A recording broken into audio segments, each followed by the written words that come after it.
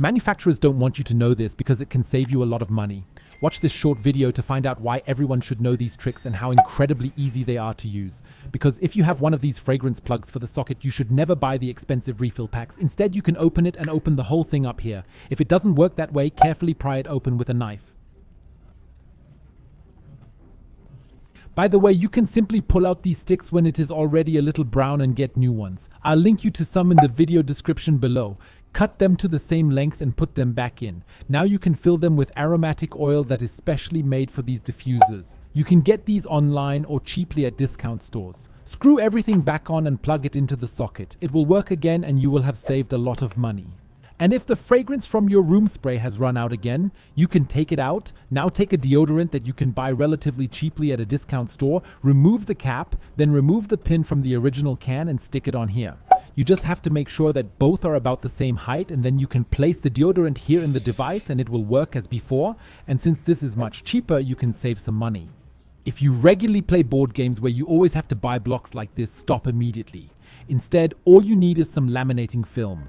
And if you don't have a laminator, you can simply put the whole thing between a towel and go over it a few times with an iron. After a while, turn the whole thing over and go over it a few more times until it is nicely laminated.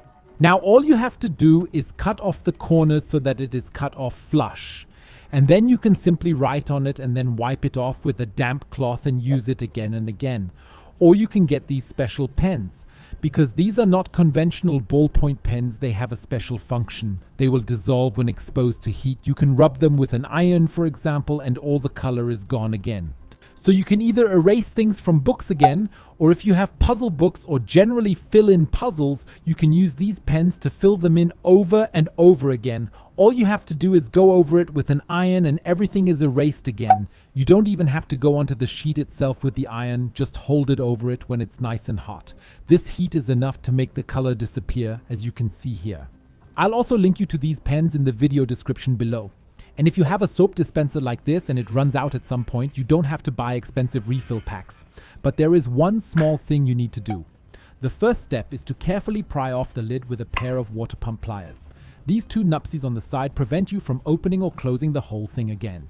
Once you have removed it, you can simply open the box in future and close it again. And then you can simply refill it with cheaper soap, put it back in the dispenser and use it as before.